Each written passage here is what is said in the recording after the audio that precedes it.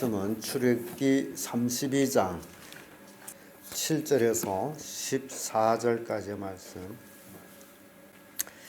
출애굽기 32장 7절에서 14절까지의 말씀. 찾으셨으면 교독합니다. 제가 먼저 읽습니다. 여호와께서 모세에게 이르시되 너는 내려가라. 내가 애굽 땅에서 인도하여 낸 내 백성이 부패하였도다.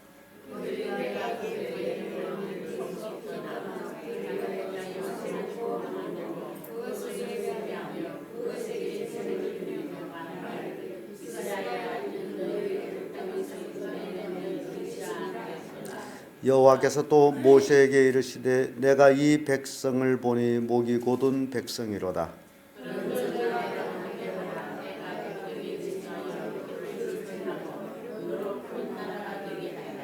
모세가 그 하나님 여호와께 구하여 가로되 여호와여 어찌하여 그 큰 권능과 강한 손으로 애굽 땅에서 인도해 내신 주의 백성에게 진노하시나이까.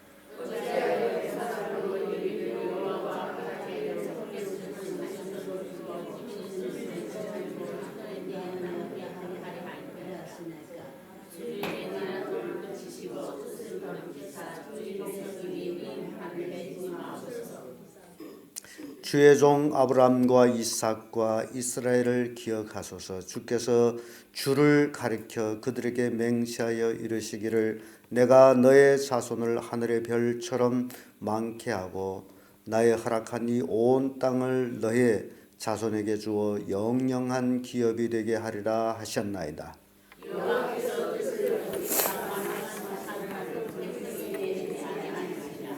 아멘.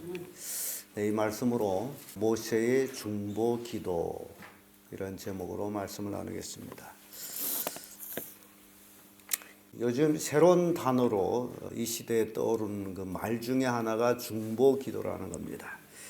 그래서 이 중보 기도에 대해서 이제 신학적인 논쟁이 참 많습니다.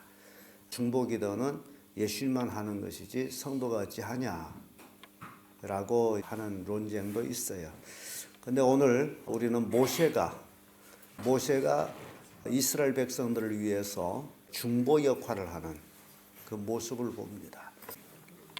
우리 그리스도인들도 만인 제사장으로서 이 땅에 살아가면서 이런 중보 역할을 하는 것도 굉장히 중요해요.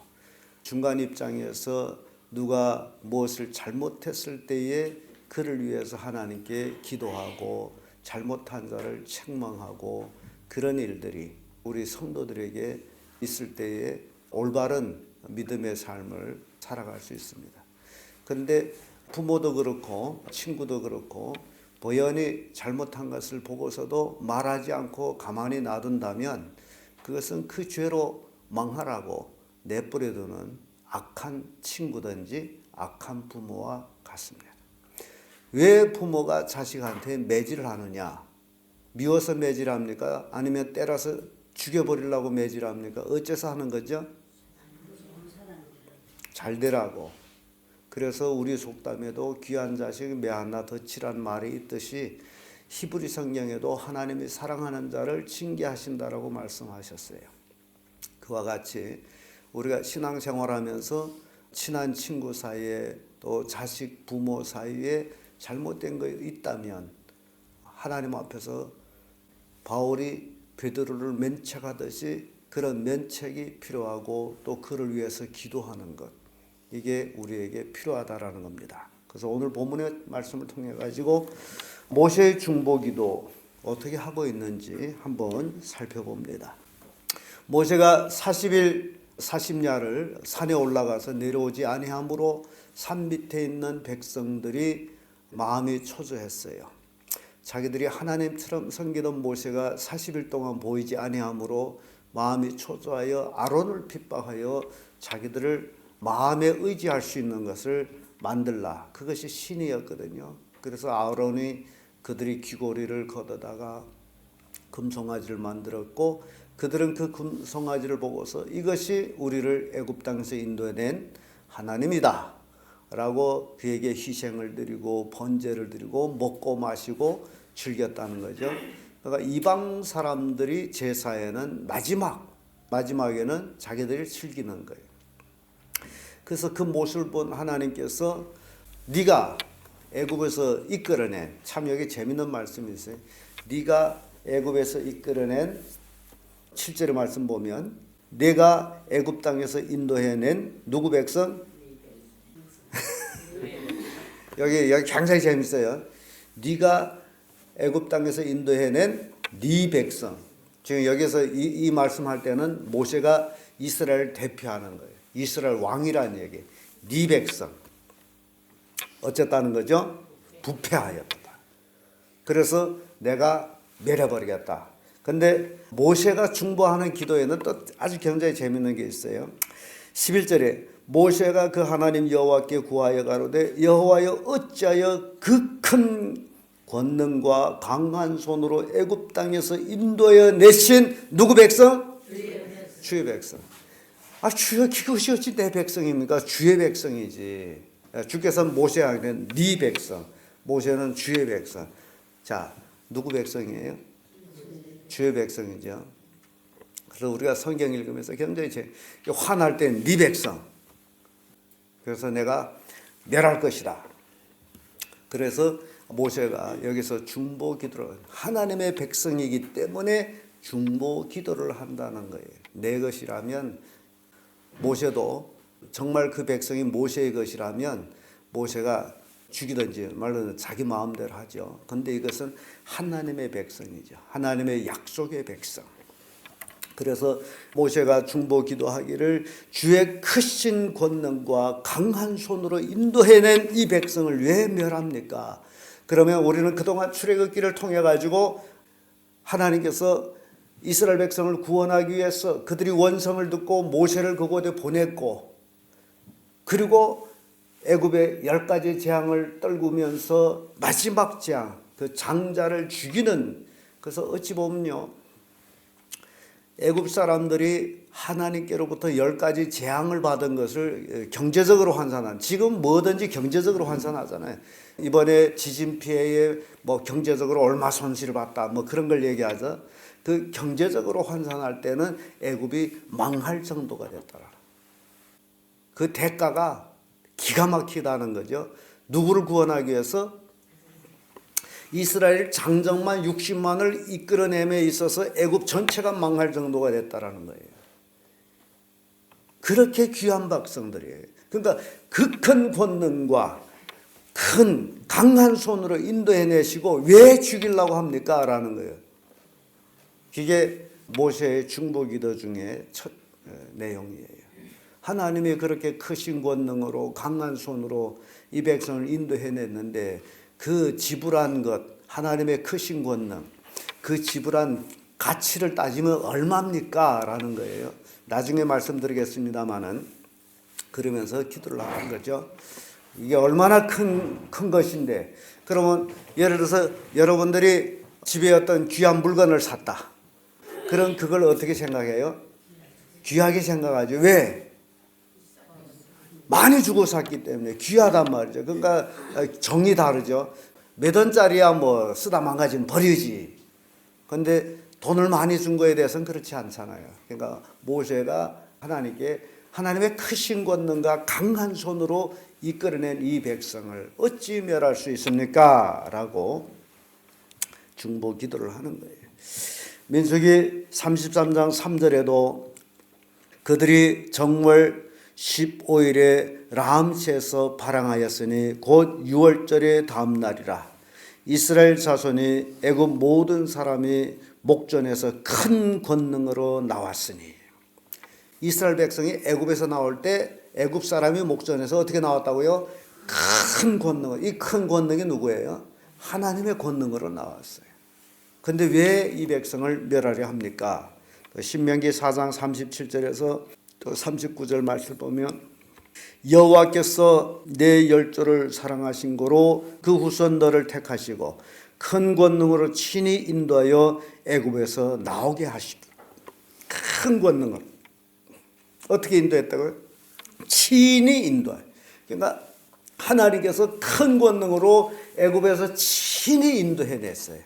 이스라엘 백성을 친히 인도해내셨고 광야 생활을 보게 되면 낮에는 구름 기둥, 밤에는 불 기둥으로 늘 인도하고 보호했죠. 그러니까 친히 인도하신 그렇게 말씀하면서 39절에는요. 너보다 강대한 열국을 내 앞에서 쫓아내시고 너를 그들이 땅으로 인도하여 들여 그것을 내게 기업으로 주려 하심이 오늘과 같음이니라. 하나님의 친인도에서 기업의 땅, 약속의 땅에 들이게 한 것이 오늘과 같도다. 그러니까 하나님의 크신 권능으로 친히 인도했는데 모세가 왜 이 백성을 멸하려고 합니까? 하나님 수지 안 맞습니다라는 거가 똑같아요. 그러니까 여러분들이 기도할 때 이런 하나님의 하신 역사와 겸해서 모세처럼 인용하면 그런 중보 기도는 참 합당한 기도다라는 거예요. 두 번째로 굉장히 또 합당한 그 기도를 모세가 하고 있어요. 첫 번째는 하나님의 큰 권능으로 인도해내신 이 백성을 멸하면 수지 안 맞습니다라고 쉽게 얘기하면 그렇고, 두 번째는 더 굉장한 얘기를 해요. 모세가 하나님이 어찌할 수 없도록, 그러니까 인간인 모세가 하나님한테 하나님을 꼼짝 못하도록 만든 기도가 있어요. 굉장해요. 모세가 총명과 지혜가 대단한 사람인 것을 또 다시 한번 알게 되는데 12절의 말씀이에요. 12절의 말씀에 이런 말씀이 나오죠. 어찌하여 애굽 사람으로 이르기를 여호와가 화를 내려 그 백성을 산에서 죽이고 지면에서 진멸하려고 인도하여 내었다 하려 하시나이까.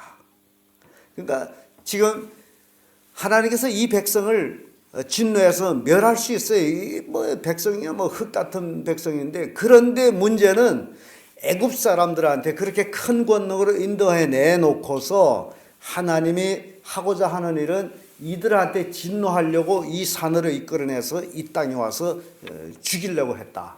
애굽 사람들은 그렇게 얘기할 것이다. 그런 얘기예요. 그런데 다른 데는 더 명확하게 기록되어 있습니다. 민수기 14장 16절에는 여호와가 이 백성에게 주기로 맹세한 땅에 인도할 능이 없는 거로 광야에서 죽였다 하리이다. 그러니까 애굽 사람들이 여호와라는 신이 이스라엘 백성을 약속의 땅으로 이끌어갈 능력이 없어서 이 광야에서 죽였다 하리이다. 그러니까 이 백성이 화를 내서 다 죽여도 나한테는 손해는 없지만은, 그러나 누가 손해본다고요? 하나님이 손해보는 게, 나한테는 손해보는 게 없다. 그 얘기예요. 모세가. 하나님은 내 백성이라 했지만은 모세는 주의 백성이라 그러죠. 주의 백성 다 죽여봤자 나한테는 손해보는 게 없고, 하나님께서는 이 놈들을 다 죽여버리고 모세를 향해서 너로 큰 민족이 되게 하리라. 이렇게 얘기했지만은 그건 나한테 상관없고, 그리한다면, 죽였다면 손해보는 게 누구다고요? 하나님이 손해보지 않느냐. 이스라엘 백성을 인도할 능이 없어서 광야에서 죽였다 하리이다. 누가? 애굽 사람들이. 그러면서 19절에 이런 말씀이 있어요. 구하옵나니 주의 인자와 광대하심을 따라 이 백성의 죄악을 사시되 애굽에서부터 지금까지 이 백성을 사심같이 하옵소서. 그렇잖아요. 죽여버리게 되면 누가 손해봐요? 하나님의 이 명성이 손해보는 거예요. 그러니까 예수님이 가르쳐 주신 기도에도 하나님의 이름이 거룩히 여김같이 하늘에서 그 말씀에 우리를 통해서 하나님의 이름이 거룩히 여김 받아야 되잖아요. 그러니까 지금 모세는 이 백성을 죽이게 되면 하나님의 명성이 여지없이 떨어집니다. 애굽 사람들한테. 그러니 내가 구합니다. 주의 인자하심과 광대하심을 따라서 이 백성의 죄악을 어찌라고요? 사하여 주세요. 용서하여 주세요. 어떻게? 애굽에서부터 지금까지 용서하듯이. 그러니까 애굽에 모세를 보내가지고 이스라엘 백성을 구원할 때, 그리고 지금까지 이스라엘 백성들이 얼마나 많이 번복하며 하나님께 죄를 지어요. 그러니까 하나님의 그 인자하심이 계속 이어져서 애굽에서부터 지금까지 용서하듯이 어찌라는 거예요? 용서해 주세요. 그런 얘기예요. 하나님의 인자와 광대하심을 쫓아서 용서해 주세요. 또 신명기 9장 28절에는요. 주께서 우리를 인도하여 내신 그 땅 백성이 말하기를 여호와께서 그들에게 허락하신 땅으로 그들을 인도하여 드릴 능력도 없고 그들을 미워도 하사 광야에서 죽이려 인도하여 내셨다 할까 두려워하나이다. 이게 모세가 하나님께 한 얘기예요. 그러니까 지금 모세의 중보 기도에는 대적들, 애굽 사람이죠. 대적들이 하나님을 비웃습니다. 그런 얘기를 하는 거예요. 그래서 용서해 주세요. 하나님의 명성을 위해서, 주의 이름을 위해서 용서해 주세요. 그러니까 우리가 살다 보면 어떨 적은 화를 내야 될 때도 있지만은 그 화를 내므로 인해서 내 명성이 떨어진다면 어떻게 해야 될까요? 화를 안 내는 게 이기다는 거죠. 모세가 하나님께 한 얘기가 그런 기도예요. 끝으로 모세의 중보 기도를 보게 되면요, 하나님의 약속을 기억하소서라는 기도를 합니다. 하나님은 약속의 하나님이에요. 그러니까 우리는 성경 자체를 볼 때에 구약, 신약 이렇게 구분되죠. 왜 구약이고 신약이에요? 예수님이 오기 전에 한 약속을 구약이라고, 예수님이 오신 후의 약속을 신약이라고 그러거든요. 그러니까 다 뭐라는 거예요? 약속이라는 거죠. 그러니까 모세는 그 하나님의 약속을 지금 들고 나와요. 13절의 말씀 보면 주의 종 아브라함과 이삭과 이스라엘을 기억하소서. 주께서 주를 가리켜 그들에게 맹세하여 이르기를 내가 너의 자손을 하늘의 별처럼 많게 하고 나의 허락한 이 온 땅을 너의 자손에게 주고 영원한 기업이 되게 하리라 하셨나이다. 하나님이 이스라엘 백성에게 맹세했다는 거죠. 맹세했다. 맹세 대상이 있어야 맹세. 자기를 가르쳐서 맹세. 이게 약속이에요. 내가 너를 이 가나안 땅으로 인도해 드리리라. 뭐 하나님이 약속했는데 그 하나님이 약속을 안 지키면 누가 약속을 지켜요? 그런 얘기예요. 그러니까 우리 인간 사회에서의 계약 관계 굉장히 중요합니다. 이 계약 관계가 실행할 때는 그 약속을 지키는 것이고 불실행할 때는 약속을 지키지 않는 거예요. 그래서 인간은 인간과 인간이기 때문에 계약을 지키기 위해서는 계약 체결을 합니다. 그리고 사인 딱 해서 누가 이행하지 않으면 법정에 가서 아무 개가 이제 이행하지 않은 것으로 그것으로 인한 손해배상 뭐 이런 것들이 청구되죠. 그런데 하나님과의 인간의 계약은 법정에 갈 수가 없어. 하나님이 최고의 법정인데. 그러니까 하나님은 자기 자신을 가리켜서 맹세했어요. 그러니까 모세는 그걸 얘기해. 하나님이 약속해가지고 죽이면 어떻게 합니까? 하나님이 그 약속을 시행하지 않으면 어떻게 합니까? 라는 것과 똑같은 거예요. 창세기 13장 15절 보면 하나님이 아브라함에게 한 얘기죠. 보이는 땅을 내가 너와 네 자손에게 주리니 영원히 이르리라. 아브라함에게 약속한 거예요. 너 동서남북을 바라보라 해놓고 이 보이는 모든 땅을 너와 네 자손에게 주어서 영원한 기업이 되게 하리라. 약속이에요. 또 창세기 15장 18절에도 그날에 여호와께서 아브라함으로 더불어 언약을 세워 가라사대 내가 이 땅을 애굽 강에서부터 큰 강 유브라데까지 네 자손에게 주노니. 지금 하나님이 아브라함과 약속을 했어요. 그래서 애굽의 큰 강에서부터 유브라데 강까지 이 땅을 네 자손에게 주리라. 약속이 됐어요. 창세기 26장 4절에도 네 자손이 하늘의 별같이 번성케 하며 이 모든 땅을 네 자손에게 주리니 네 자손을 인하여 천하 만민이 복을 얻으리라. 이 창세기에는 하나님의 약속이 엄청 많이 나와요. 네 자손, 네 자손, 네 자손. 그 자손이 지금 하나님의 약속에 따라서 애굽에서 430년 살다가 지금 모세의 인도를 통해 가지고 지금 광야에까지 왔고 지금 산 밑에 하나님의 계명을 받는 산 밑에까지 왔는데 그때 이 백성들이 부패해졌어요. 그래서 하나님은 그들을 진노해서 죽여버리겠다.